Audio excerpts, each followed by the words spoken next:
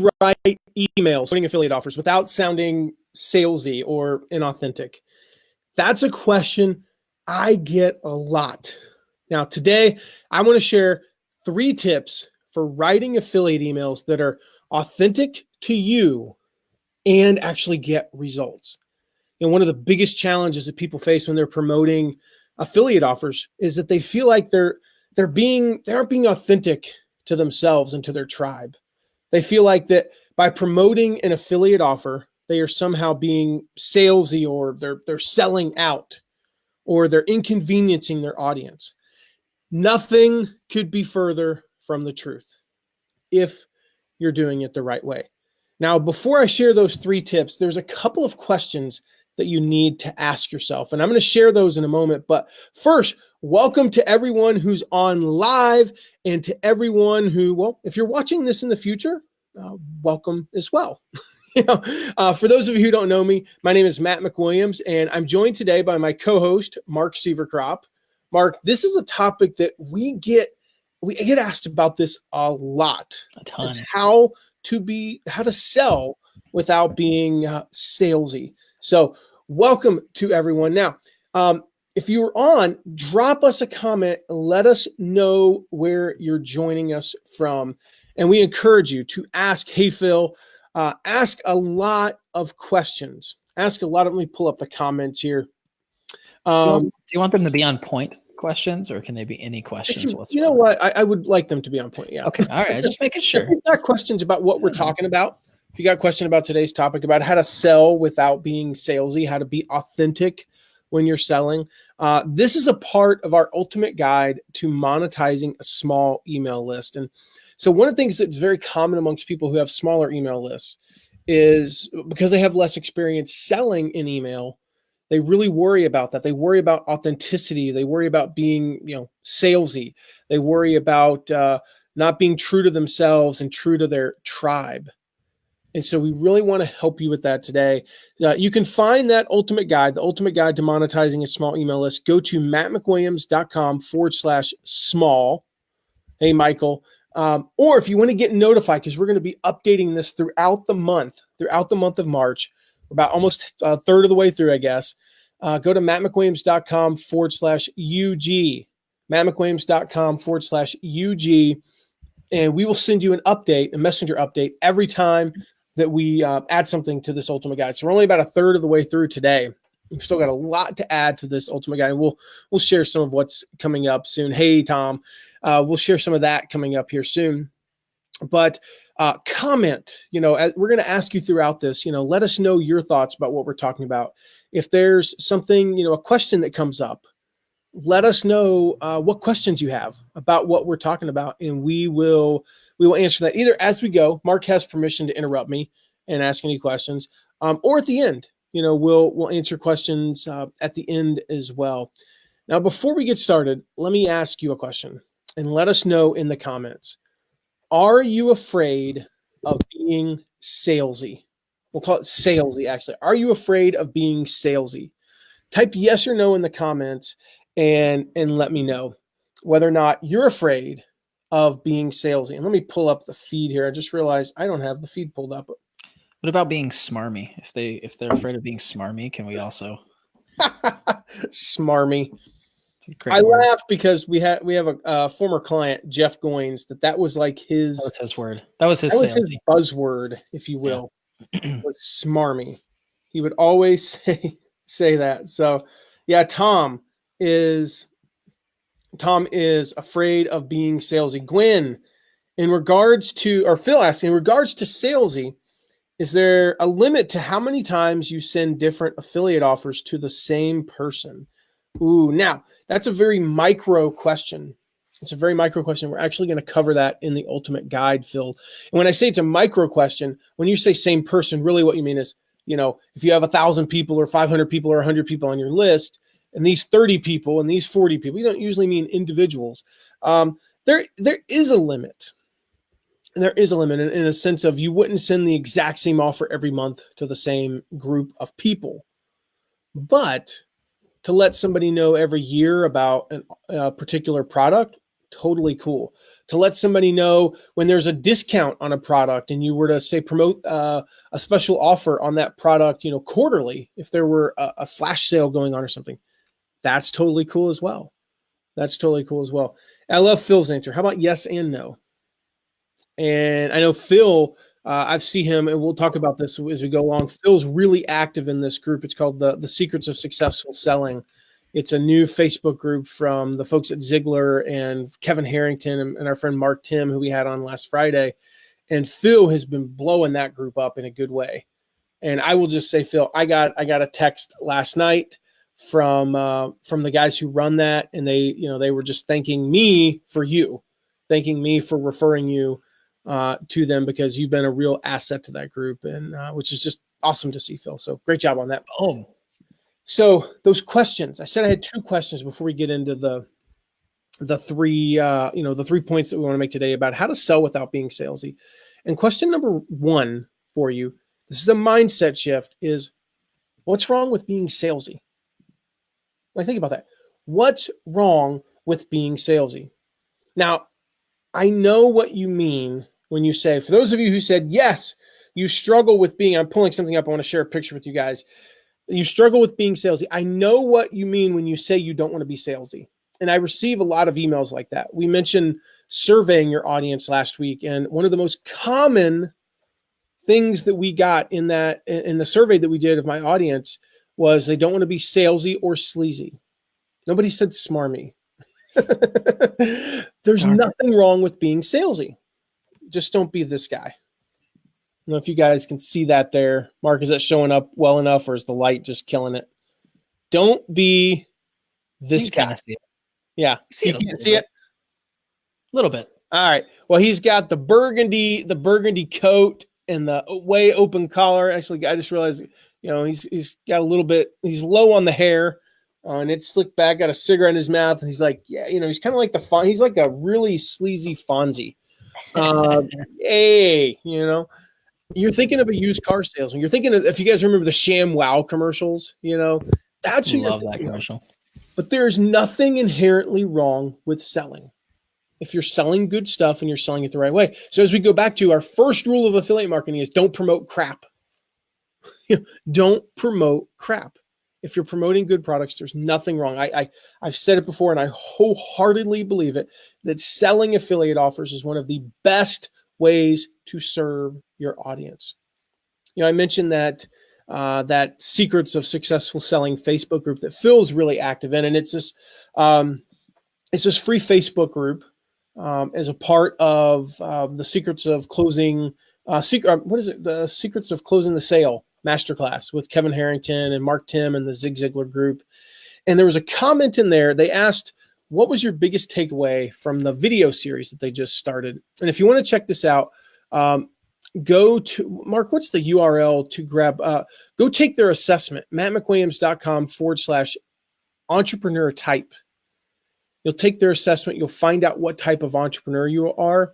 And then that will take you into their video series on selling, which you're going to blow you away. Like, I've heard so many good things. I know Phil mentioned he like binge watched it last night and was just blown away. And they asked the group, and there's 5,000 people in there, said, name your biggest takeaway in 3 words, not 4, not 2, 3 words. And one of them wrote this: sell means serve. Sell means serve. And if you ask Kevin Harrington, if you ask Zig Ziglar, if you ask anyone who's successful at selling, they will tell you that. Sell means serve. If you agree with that, as a matter of fact, let's make a declaration in the comments. Sell means serve. Type it, all caps. Share this with your friends so they get it across. Like, we'd love if you would share this while we're on live. Go share it on your timeline, on your page, whatever, and tell them sell means serve. Because I guarantee you, some of your friends are thinking, I don't want to be salesy.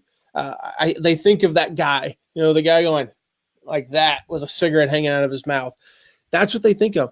I wish there was a button where you could like something 38 times, because I would have liked that phrase. I'm going to like Michael's here. And Yeah, they actually said the Norwegian word for sell is to serve, Phil said. And I love that.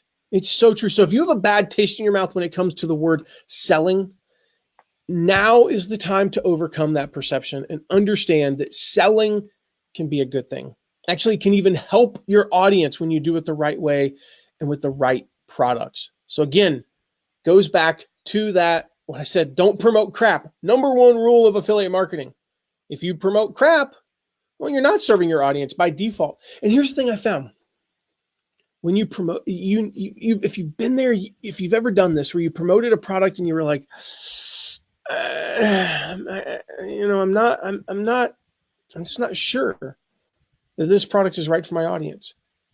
Then you had a hard time promoting it. I've made that mistake.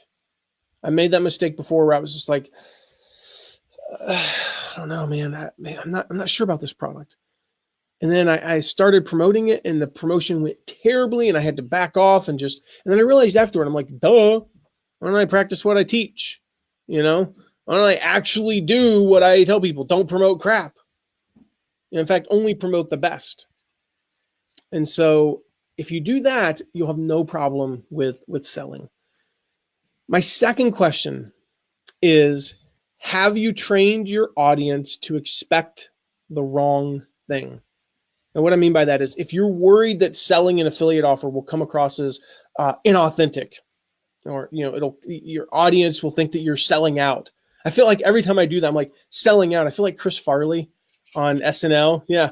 Because use I don't deodorant, own a toothbrush, or because I eat my own dandruff, because I don't bathe properly, because I scare little children.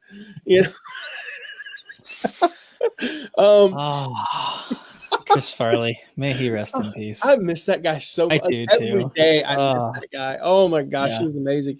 But I love that. What was Bennett Brower was his name on Weekend Update, and he would come on. He would like, how am I? It's because because I don't own a toothbrush. I just and he used the quotes improperly. But no, I mean seriously, inauthentic or selling out.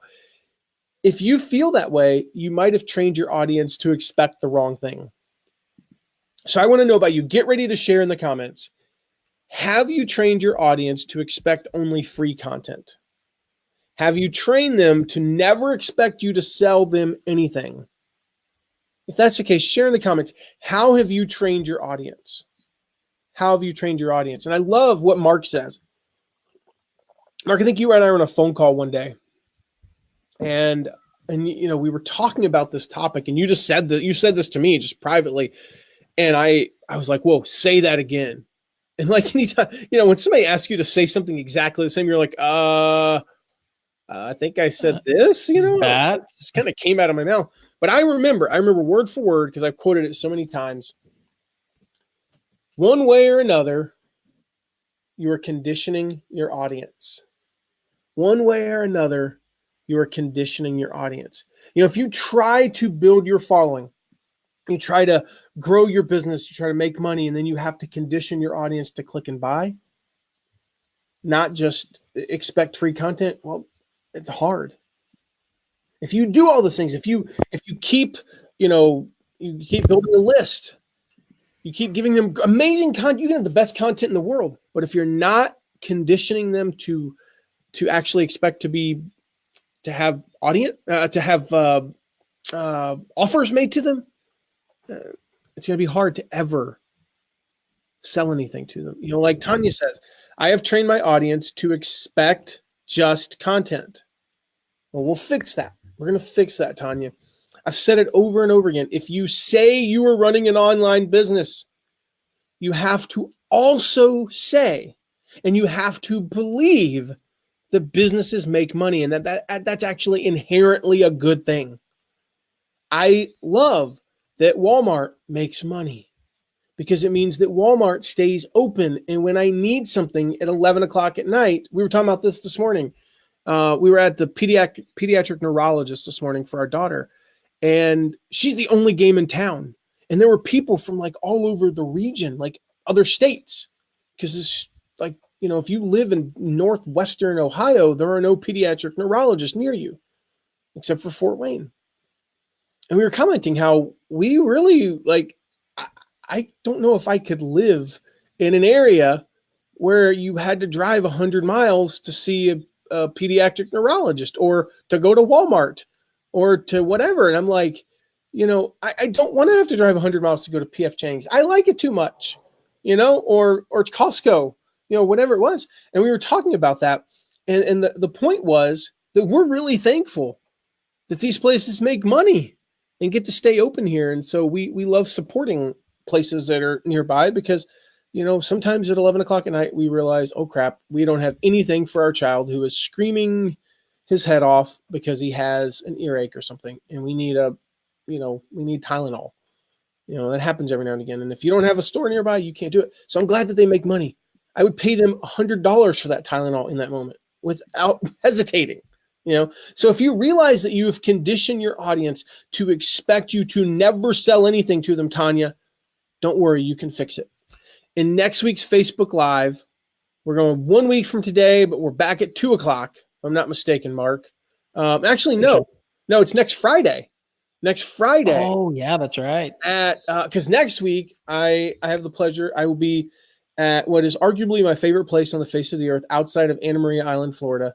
A place called Blackberry Farm in Tennessee, and I'll be hanging out with Michael Hyatt and Jeff Walker, and Pat Flynn was supposed to be there, but he can't because of social media marketing world, and I'm totally devastated, but we're going to be hanging out together. It's just an amazing place, and hopefully we get good weather. So next week's Facebook Live is actually on Friday at some time that Mark will drop in the chat. I believe it's 2 o'clock. And we're looking it up. What's that? I'm looking it up. Okay. We're going to talk about how to condition your audience to click. But for now, just tell yourself, as I see Tanya, yes. Tell yourself that you run an online business and businesses make money. So type that in the comments. I run an online business and businesses make money. Some of our long-term, fans have typed that many times, and that's okay. I get reminded of that all the time. Every time I encourage you to type, I run an online business and businesses make money, it reminds me that I run an online business and businesses make money. It reminds me of that. So then you start conditioning, or in the case of Tanya, you have to recondition your audience to expect you to sell them relevant, quality products and services. You have to condition them to expect those things. So now that's the mindset. Mark, I saw we had a question and you said you were going to answer, but we'll get in after this question. We're going to get into how to write emails that sound authentic rather than salesy. So Mark, what was that question? I have two questions actually that people have asked. Well, I don't have any, but they have them. The Michaels have questions, Michael Gurley and Michael Ray. Okay. Michael Gurley said, I'm working on getting started on how to do this efficiently. What tools are best? Can you put that up on the screen when you ask, just if you're able to? I know you got a lot going on, but it'll help me remember. Let me pull that question up. What tools are best? There you go. Oh, and by the way, hey, Susan Martin. Good to see you. All right, cool. I'm working on getting started on how to do this efficiently. What tools are best? It depends on what you mean by this. If it's building an email list, if it's starting in affiliate marketing, I will tell you that all of our tools, we put them on my toolbox page, mattmcwilliams.com/toolbox. And on that toolbox page, I've got all of my favorite tools for pretty much just about anything that we use or recommend for running an online business. We've got stuff for working with your team, to building an email list, to getting started with affiliate marketing, to all kinds of advanced stuff, learning, how to do this stuff. I will tell you that, just so we talk about this when we talk about building a resources page or a toolbox page. We don't use all of the products that we have listed on that page because some of them we've outgrown. There are tools on that resources page I used 4 years ago that I don't use now. There are tools that I list on there that I've actually never used. There's a couple on there I've literally never used. Well, why would I recommend them? Because when I was at the stage that you're at, Michael, these tools didn't even exist. And so the tool that I used 5 years ago isn't the best tool anymore.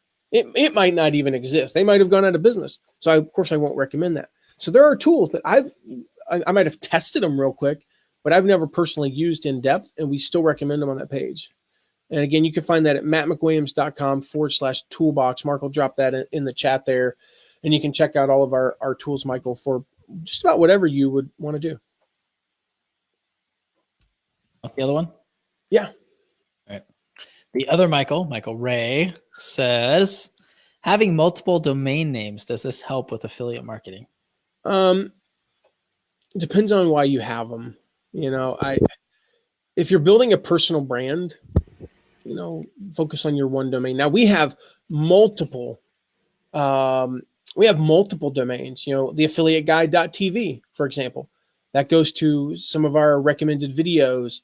But ultimately there's we don't brand it differently. It's when I want to mention our videos, it's easier than saying, go to mattmcwilliams.com/videos or whatever, the affiliateguide.tv. We have, I don't even know some of the other ones that we have that we use for specific things. Like we have one for our first 100 affiliates report, like, how to go find affiliate partners. And I couldn't even tell you the domain because when I want to mention and I go type it in and look it up, I think it's your first 100 or .com or something. It's not even that. It's something else. It's easier to say that rather than, okay, go to mattmcwilliams.com/first 100. We have that domain. I own a few other domains for some different ideas and some things that I'm working on with my wife, different businesses. Mark, I can't think. We have, domains for our courses, listlaunchacademy.com, listlaunchchallenge.com, noproductnoproblem.com. A few others. All in all, I think I own like 18 domains. Now, those are for specific reasons, but as far as what's the one where I do 99.9% of everything, it's mattmcwilliams.com. So if you're building a personal brand, Michael, that's what you want to do, is just really focus on that domain, especially starting out. I will just be perfectly honest. When you're starting out, you can't have multiple domains. We had mattmcwilliams.com, and then I added another one, and then another one. Those took years. You have to focus on one. Please. It's what's the Chinese proverb? Man who chases two chickens gets none. And you ever tried chasing one chicken? It's hard enough, but chasing two. I spent a day on a farm once, so I feel like I'm just a farmer. I basically am the backbone of America right now. Because I spent a whole day on a farm once, and it's like I rode a horse once, so I basically know everything there is to know about equestrian events. That's a joke. And but I remember we trying to get this one chicken, and it's hard. You try to chase two, you will never catch one of them. So one domain to start with. You know what the Chinese also say? What? Man who runs in front of car gets tired. Man who runs behind car gets exhausted. Sorry. Hey, can I have a squirrel moment here? Can you never share Chinese proverb jokes with me again right as I took a sip of water? It's like that gif of the lady that's taking a drink of milk or whatever, and she spits it all out. Can I share this real quick, Matt? This is cool. If people are like me, and I like being recognized, and I like getting badges and stuff, I just noticed, Matt, I don't know if you saw this, on Facebook Lives, if you share the live now, you get a little badge above your name that says sharer. Oh, cool. How cool is that? And by the way, I have it. Yeah. So I'm pretty excited about it. Even more incentive for you guys to share this with your friends. Right. You get badges, which is so cool. I see Gwen's on, and I've got to say this. I'm actually gonna do my first ever story here shortly, provided that I have enough time this afternoon. And part of what I'm gonna share in that is I see some of the comments, and Mark, maybe you could put these up. I saw one from Michael, just said, appreciate you talking to me via looking at the screen face to face. I appreciate it. And then Phil, just talking about, I appreciated Matt for even acknowledging that I was actually on a call with him versus others I paid a lot of money for and never even got a single question answered. We did something yesterday that we've never done before. And one of the things that we've shared repeatedly is this concept of do for one what you wish you could do for many. And yesterday, I'm going to call out Gwen. We found out it was her birthday. And I texted the group, meaning the group being, Mark and Tara. And I just said, I said, hey, are we able to jump on a quick call and wish her a happy birthday? And, we all agreed that we had the time. Mark was eating lunch and I was getting ready to move into something else, but I had like this 10-minute window, and Tara had she was literally walking in the door of the house. So she had a moment. And so we called and we sang happy birthday. We talked to her for just a few moments. And that was something we were able to do for one person that I promise you, we can't do that for, everybody. We just rarely do the 3 of our calendars sync up like that, just on the move, but they did. And so we called. And the point is that when you can interact with your audience in a way that truly does make them feel special, take those opportunities. Don't pass them up just because you can't do them for everyone. If we can only do that for 5 people a year, it's 5 people a year more than we were able to do it for if we'd done it for none. So don't pass up those opportunities to do something really cool. It's just like the other day, I knew I didn't have time to, I had something I wanted to share with my mom, and I was like, I just don't have time to call her right now. So I shot her a text, and all I said was, I think I said something like, good morning. Hope you have an awesome start to your week, Mom. I love you. That was it, but I know it brought a smile to my mom's face just to see my name pop up on her screen for a moment. And, take those little things, and that's family, friends. Last night I had to work and I didn't get to spend a lot of time with my wife, with Tara. But while I was working, I shot her a text and just, I'm downstairs. I'm literally like 9 feet below her. Her feet are like 5 feet from my head up above. But all I said was, hey, I just want you to know I was thinking about you. Like literally, that was the entire context of the text. It took me like 8 seconds, but I know that it made her feel better and it made our marriage just a little bit better. All right. So enough about that. How to write emails that sound authentic rather than salesy. Number 1, this is a big one. Sell the way that you like to be sold. Sell the way that you like to be sold. I know growing up, we had this thing called the golden rule. Some smart guy said it in the red letters, in some book that I read once or twice actually, but and he said, treat others the way you would like to be treated. Treat others the way you would like to be treated. We call that the golden rule. The same holds true with your sales emails, with your affiliate promotion emails. Sell to your audience the way that you would like to be sold to. Okay? Sell to your audience the way that you would like to be sold to. Whether you realize it or not, you will attract people that are similar to you. So use that to your advantage. This way, if you sell the way you like to be sold to, you're going to attract people who are similar to you. And it's going to be easy for you to sell to them. You're not going to have to try. You're not going to have to be somebody that you're not. So don't try to write your affiliate promotion emails or any of your sales emails like I write them. Don't write them like Jeff Walker writes them or Ray Edwards writes them. You'll learn a few things, a few catchphrases or best practices or the way that they, format an email. You might copy that, but write them the way that you write them in your voice. It makes sense, right? With your personality, your style. Okay?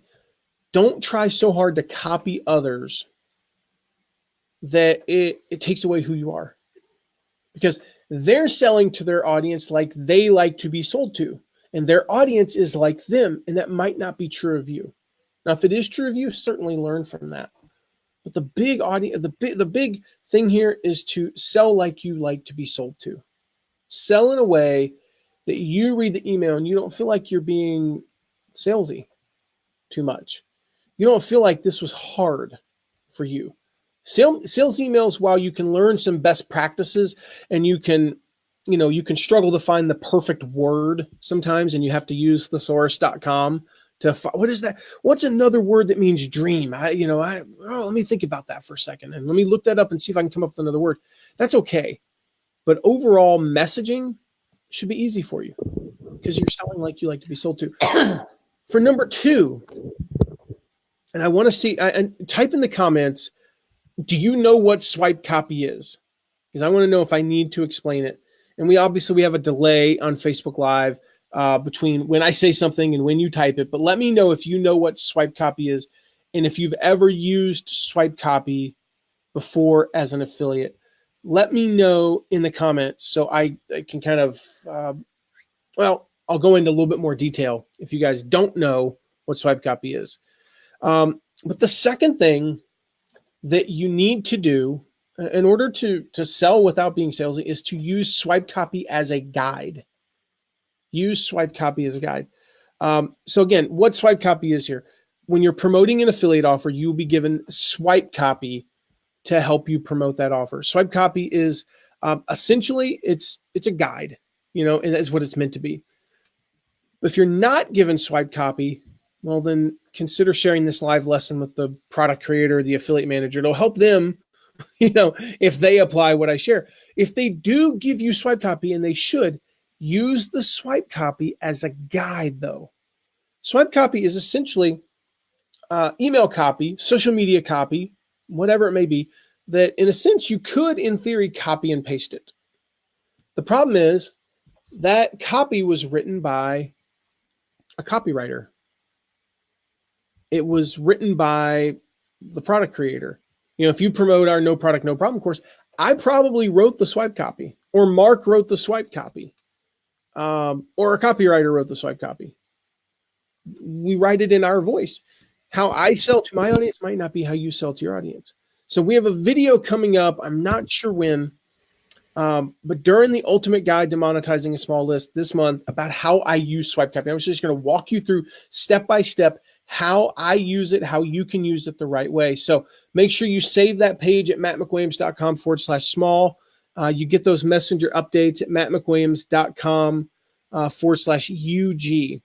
And I'll actually walk you through how to use swipe copy. But I'll tell you right now, one of the biggest mistakes that I see affiliates make today is they copy the swipe copy word for word, and they plug it into their, to MailChimp or ConvertKit or Infusionsoft, and they send it. And many times they'll send it without even just taking a quick glance at it. We provide it as a guide, so honestly, we don't proofread it all that well.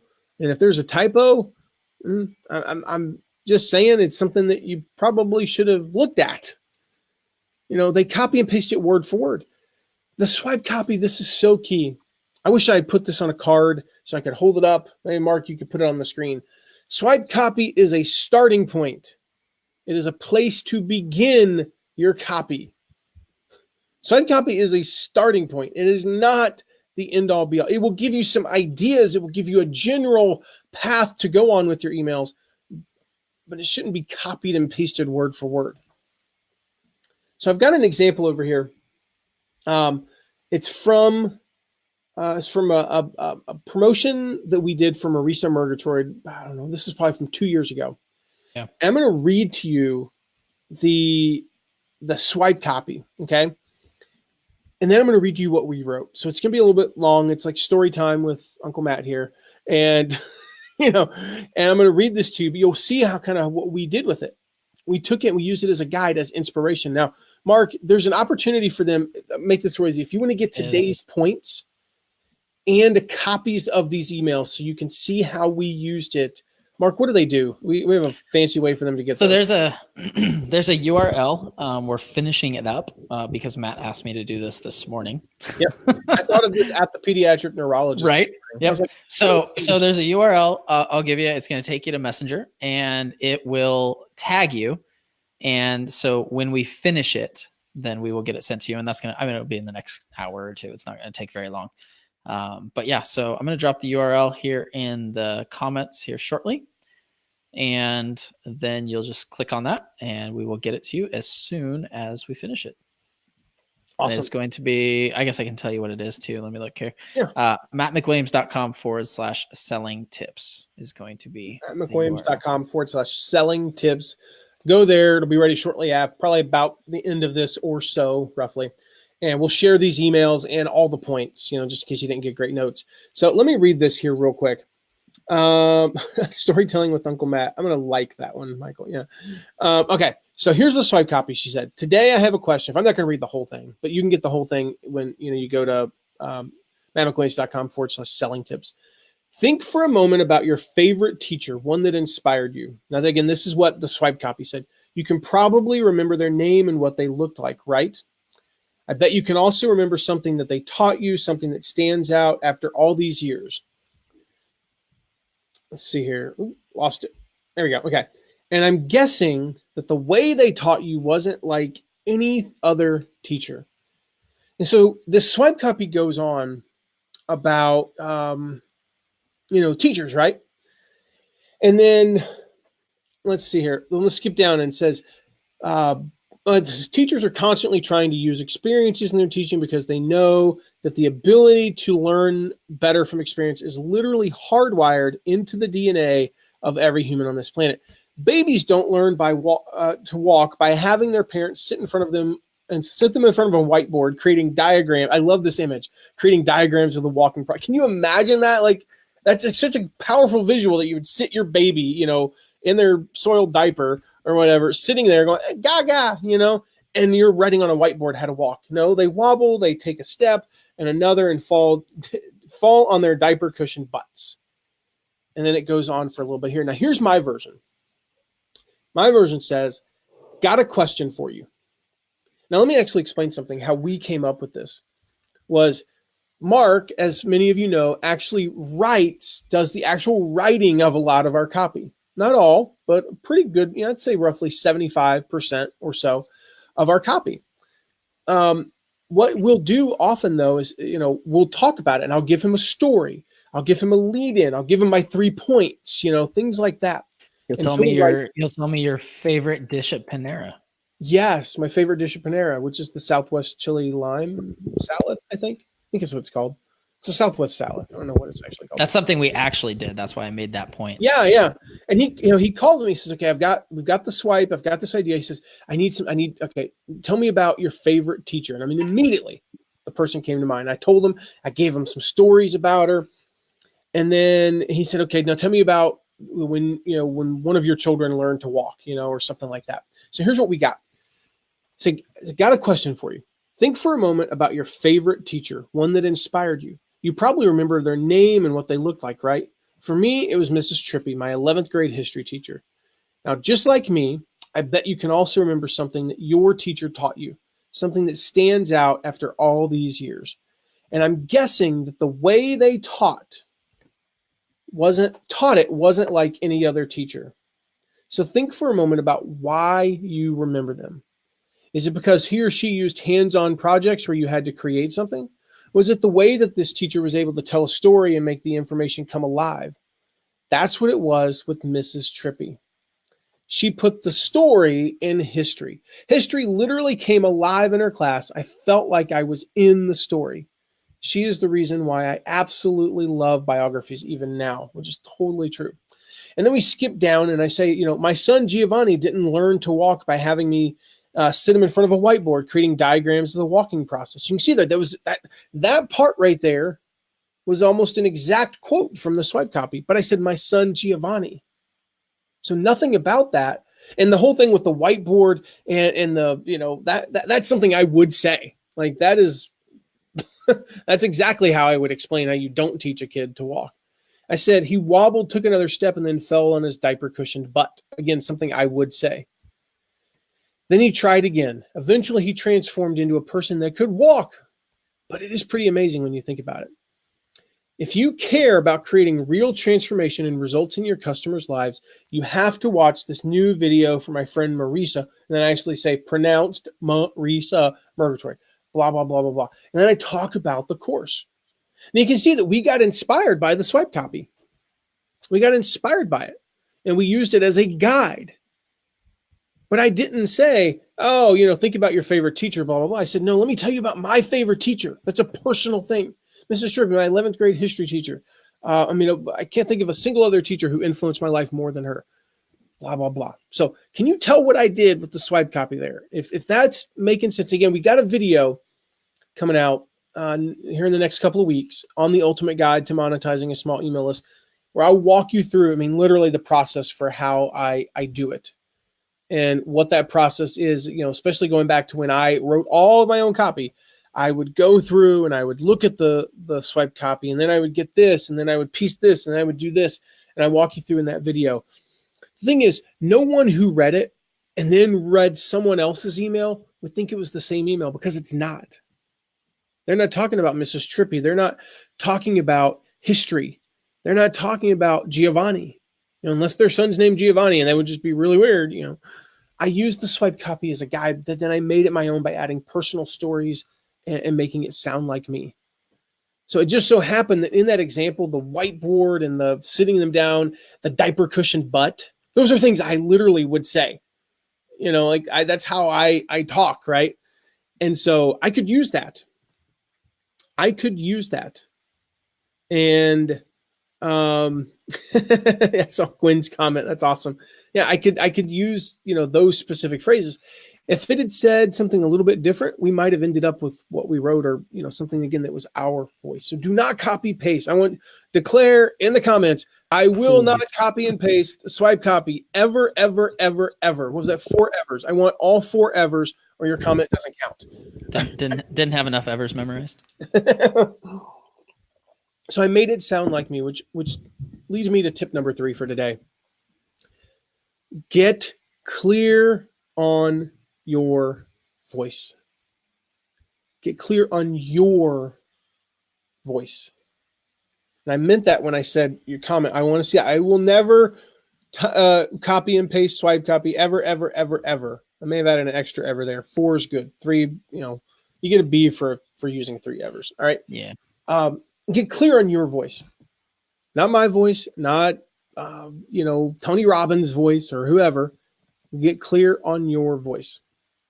Here's the thing, whether you love them or hate them, people like Rush Limbaugh, Howard Stern, Glenn Beck, Gary Vaynerchuk, we were talking about him the other day, even Donald Trump, love any of those or hate them, doesn't matter how you feel. They are clear on their voice. For better or for worse, the president, President Trump is not going to back down from his persona. Howard Stern is not going to just suddenly come on the air and just start talking about, lovey-dovey type things and going for long walks on the beach. Gary Vaynerchuk is probably not going to stop using F-bombs on his videos. It's not his brand. It's not his voice. You know exactly what you'll get when you listen to any of them. When you listen to, some of the, like talk show hosts, you're going to get angry ranting about, media bias and stuff like that. What it's not like, you listen to Rush Limbaugh and go, wow, I can't believe the things he's saying. It doesn't surprise you. Just for the record, I don't listen to him because I can't stand him, but that's not the point. I can't stand that style. That's not my style, but he has millions of listeners. You can't argue with that. It's like, it's no different than if you go, what's the guy? Bernie Sanders. I just couldn't think of his name. You're going to be listening to an old guy drone on and on in the most like annoying, like he's a professor basically. You don't like listen to him and expect him to be like, yeah, like, what you're getting when you listen to him, right? So don't act surprised. They are clear on who they're talking to, what their voice is, and how they are going to say whatever it is that they are talking about. Just for the record, I wrote a post once, and I actually have some videos coming out about it soon, about like marketing lessons you can learn from Donald Trump. And just as a side note, the little things that he does that annoy a lot of people, when he says the things like, when he kind of repeats things, that was a joke. Sorry, I couldn't resist. But when he does the thing where I try to think of how he does it, because I can't do a really good imitate. Every time I try to imitate Donald Trump, I sound like a goat who's being squeezed in a place that you shouldn't squeeze a goat. And I don't think you should squeeze a goat. Jimmy Fallon does a really good Donald Trump impression. Yeah, but he's like, when he says it's going to be the best, absolute best. It's actually a very effective way of communicating with, and he knows that. Like that's not like a nervous tick for him. He knows it. I mean, you can argue all you want, but he's actually an amazing communicator to the people that he's trying to communicate to. And that's the point. That's the point, is like, it's the reason why he got elected and John McCain never did. John McCain was like trying to speak to everyone. And when you try to speak to everyone, you speak to no one. The thing is, like I said before, you attract people who like the way that you are and the way that you talk and the way that you write. That's who you attract. So if you're funny, be funny in your emails. Okay, we're talking about how to sell without being salesy. Okay, how to sell without being salesy. So if you're funny, be funny in your emails. If you're concise and to the point, be brief in your emails. Whoever you are, be that person in your emails. And your selling will seem more authentic and less salesy. So it's why I chose to use the phrase diaper cushioned butt in the email as opposed to not using that, because it fits perfectly with who I am. Stay on brand. So when you read a sales email from me, don't try to write just like I do, but ask yourself, why does this work for Matt? And how can I take the principle and apply it in my own way? If your audience is accountants are very boring people. I know a few of them. I have a great accountant. He's one of the single most boring people on the face of the earth, as far as I know. He does a great job with your taxes. Yeah, but he's amazing. I got a call from him the other day, and he asked me a question. He's like, asked me something, and I was like, and I answered him. He's like, oh, great, that'll save you about $800 this year. And I'm just like, that's the best 2 minutes of my day, outside of like family time. I mean, that was just awesome. Now the way you described him, I'm feeling it makes me think that your accountant is like Ben Stein. That's what I'm imagining. He's a younger former. He was in the Army, so he's very like disciplined. He's a very disciplined, straight-laced Ben Stein with a bald head. You would love him. And I asked him, he's like, I haven't had hair since I was 16. And so my point is, if you're talking to accountants, it's okay to be boring and long-winded and whatnot. This goes along with getting clear in your voice, but also don't use a sales voice.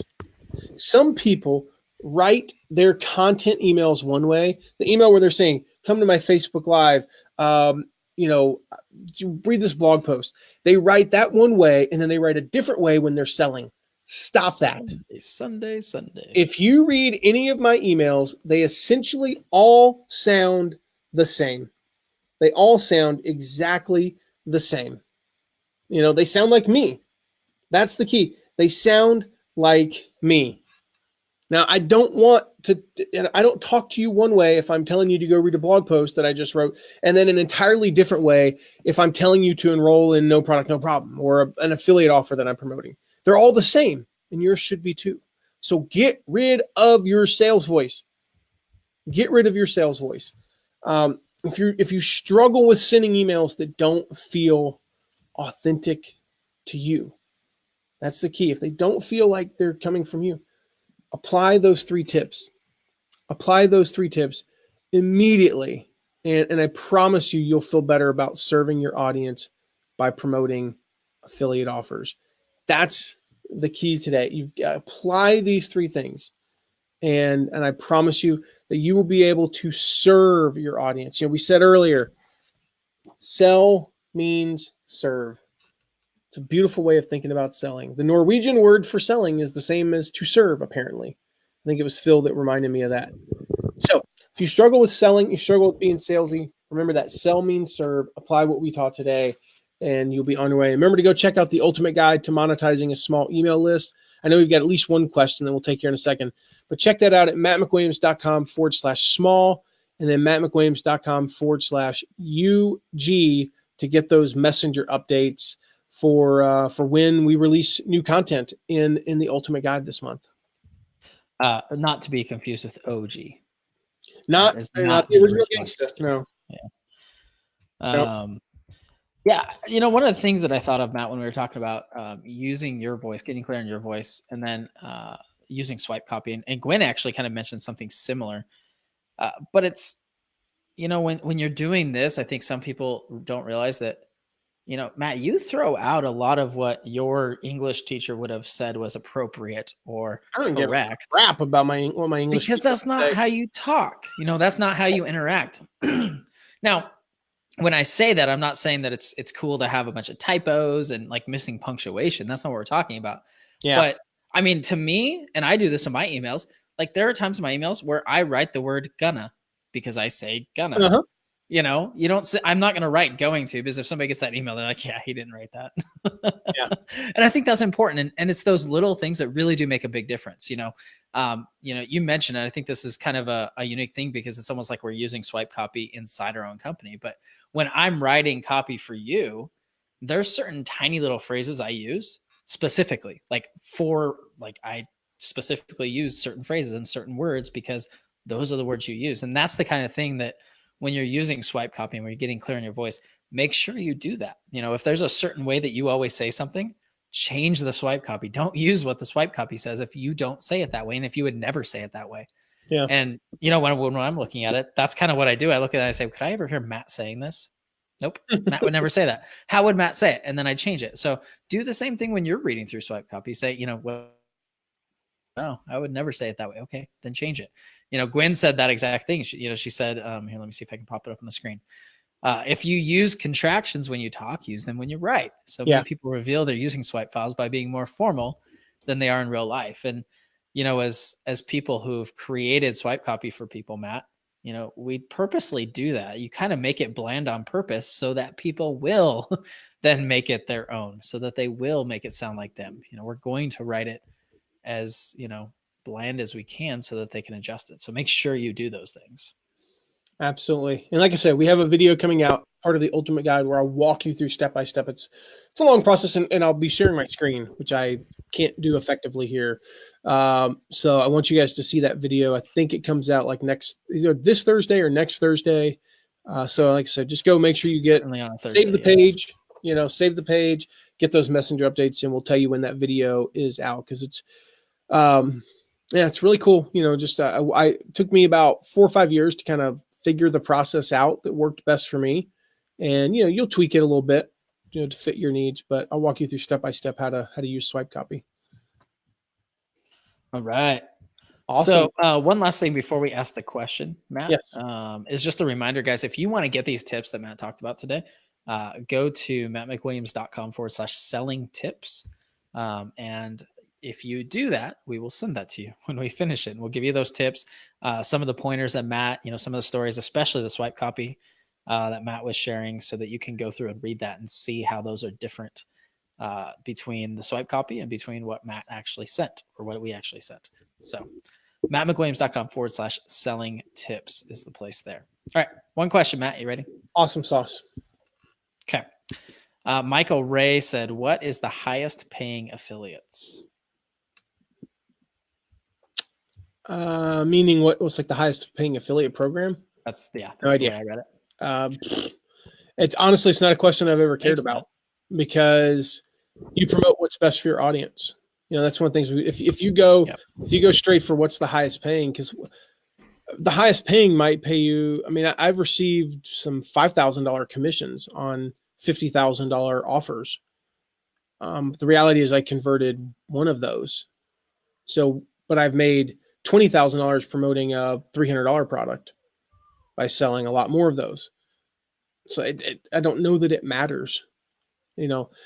Certainly within a niche, I will tell you that if there are two products that I believe in equally, and one of them pays, their same price, all that stuff. One of them pays a 50% commission. One of them pays a 10% commission. I'm going to promote the one that pays a 50 more than the 10. Yep. And here's the reason, actually.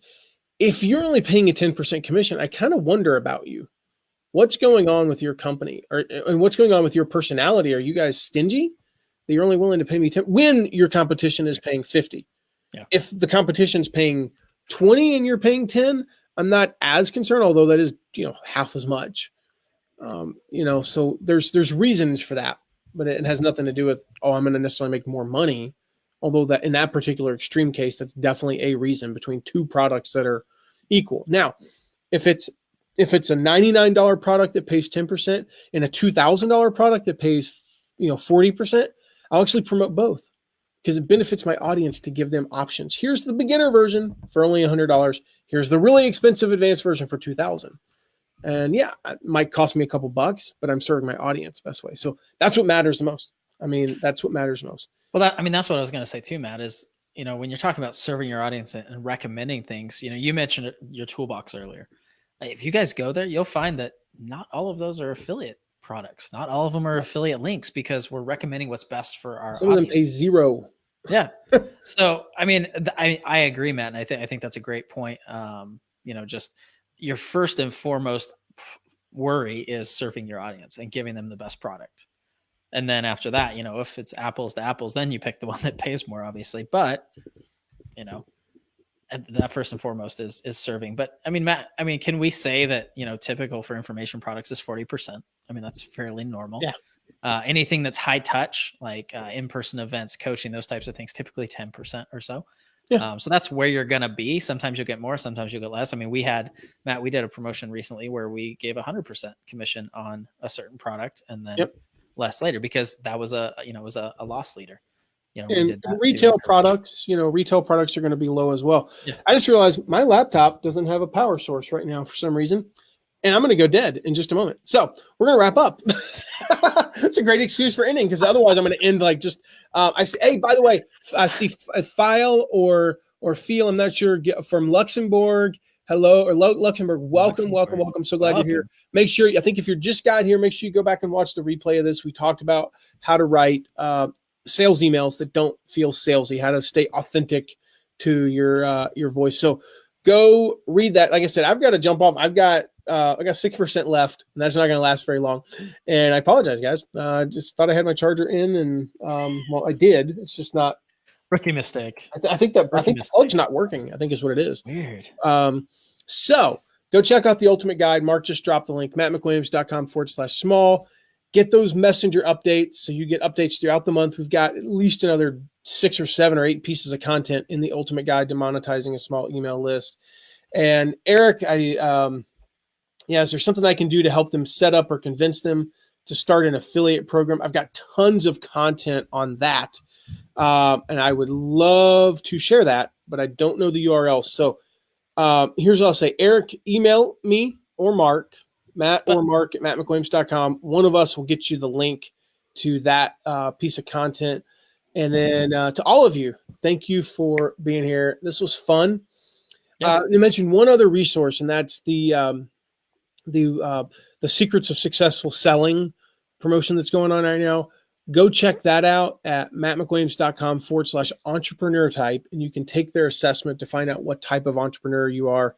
Or go watch the Facebook Live I did with Mark Tim last Friday, and you can learn more about that. Go take that. You'll get into their ecosystem. They'll send you this video series that Phil on here has been raving about. It's just an awesome, awesome training with Kevin Harrington, the original shark from Shark Tank, based on Zig Ziglar's teaching. And my friend Mark Tim, who's business partners with Kevin, is a part of that. And so we're down to 3. This is like a countdown. We're down to 3% battery power. So we've got to wrap up. So with that, guys, have an amazing rest of the week. Keep checking out the Ultimate Guide.